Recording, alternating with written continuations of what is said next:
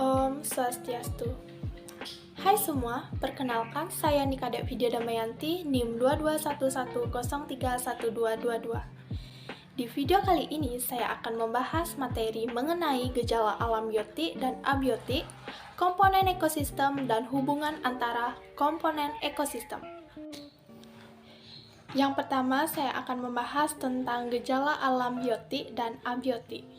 Gejala alam biotik yaitu suatu peristiwa atau gejala alam yang terjadi akibat adanya suatu proses atau interaksi makhluk komponen biotik atau makhluk hidup dalam ekosistem, di mana pada prosesnya tidak melibatkan manusia saja, namun makhluk hidup atau organisme lainnya seperti hewan, tumbuhan, dan mikroorganisme. Gejala alam biotik dapat juga diartikan sebagai suatu keadaan lingkungan sekitar yang ditunjukkan oleh keadaan makhluk hidup.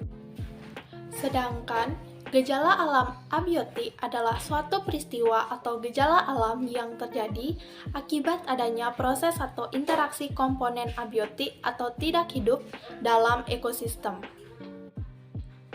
Adapun beberapa contoh dari gejala alam biotik dan abiotik yaitu sebagai berikut. Yang pertama yaitu pada gejala alam biotik, contohnya seperti hama pada tumbuhan, punahnya spesies langka, penyebaran virus flu burung, dan lain sebagainya. Sedangkan pada gejala alam abiotik, contohnya seperti terjadinya hujan, terjadinya tsunami, terjadinya gunung meletus, dan lain sebagainya. Yang kedua, saya akan membahas mengenai komponen ekosistem.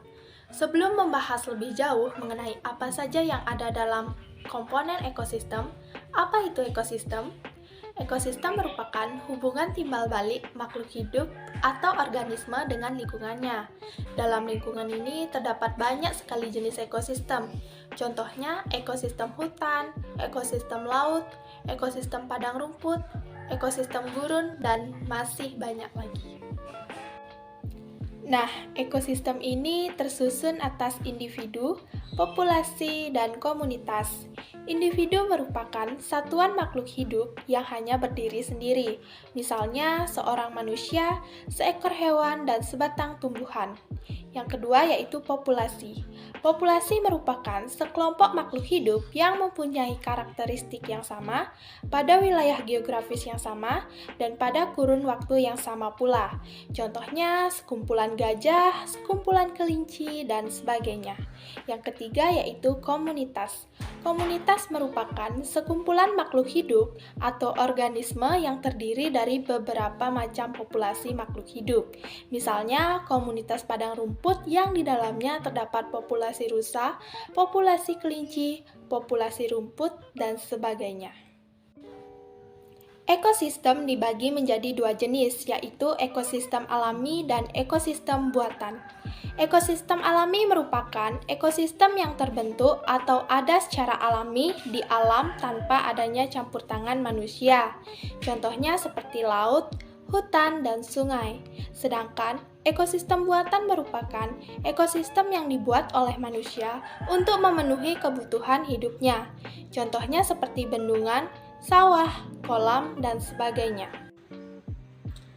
Ekosistem tersusun atas dua komponen, yaitu komponen biotik dan komponen abiotik. Komponen biotik sering disebut juga sebagai komponen hidup. Hal tersebut disebabkan karena kelompok ini terdiri dari makhluk hidup yang ada di dalamnya. Organisme yang ada di dalamnya memiliki peran masing-masing dan saling berhubungan satu dengan lainnya. Berdasarkan peran dan cara memperoleh makanannya, komponen biotik terbagi menjadi produsen, konsumen, dan dekomposer. Produsen adalah organisme atau makhluk hidup yang bisa menciptakan makanannya sendiri atau mengubah senyawa organik dari bahan anorganik menjadi sebuah makanan. Sedangkan konsumen merupakan suatu organisme atau makhluk hidup yang tidak mampu menghasilkan makanannya sendiri dan hanya bergantung pada organisme lainnya. Sedangkan pengurai atau dekomposer merupakan organisme yang menguraikan organisme atau makhluk hidup yang sudah mati atau hasil dari pembuangan sisa pencernaan. Selanjutnya yaitu komponen abiotik. Komponen abiotik merupakan komponen tidak hidup yang menyusun sebuah ekosistem berupa fisik dan kimia bagi organisme yang menjaga keseimbangan suatu ekosistem. Komponen abiotik meliputi cahaya matahari, air, tanah, udara, suhu, dan kelembaban. Yang ketiga, saya akan menjelaskan mengenai hubungan antara komponen ekosistem. Antara komponen ekosistem terdapat aliran energi. Aliran energi merupakan suatu proses perpindahan sebuah energi dari satu tingkatan trofi ke tingkatan trofi selanjutnya. Perpindahan aliran energi dimulai dari matahari, berpindah ke produsen, kemudian ke konsumen primer, kemudian ke konsumen tingkat tinggi, hingga ke dekomposer. Perpindahan energi ini berupa penurunan jumlah energi berdasarkan tingkat trofinya. Aliran energi dapat terjadi melalui rantai makanan dan jaring-jaring makanan. Rantai makanan. Rantai makanan merupakan suatu proses makan dan dimakan antar organisme atau makhluk hidup dengan urutannya. Tingkatan dari rantai makanan disebut tingkat trofi, tersusun atas produsen dan konsumen. Organisme yang mampu menciptakan makanan sendiri berperan sebagai produsen. Organisme yang mendapatkan makanan langsung dari produsen disebut konsumen tingkat 1 dan seterusnya. Pada rantai makanan, terdapat 3 macam rantai utama, yaitu yang pertama yaitu rantai pemangsa, merupakan rantai yang menunjukkan hewan omnivora dimangsa atau dimakan oleh hewan karnivora. Yang kedua yaitu rantai saprofit, merupakan proses penguraian organisme yang sudah mati oleh komponen dekomposer. Yang ketiga yaitu rantai parasit, yang timbul akibat adanya organisme yang dirugikan.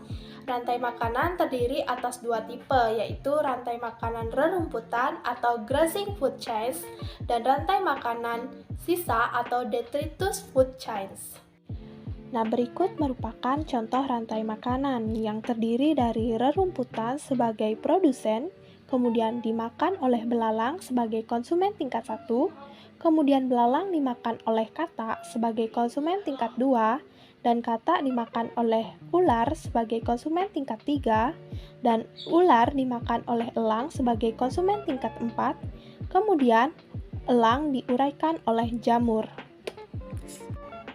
Selanjutnya yaitu jaring-jaring makanan. Pada hakikatnya, setiap makhluk hidup di dalam suatu ekosistem merupakan sumber materi dan energi bagi makhluk hidup lainnya.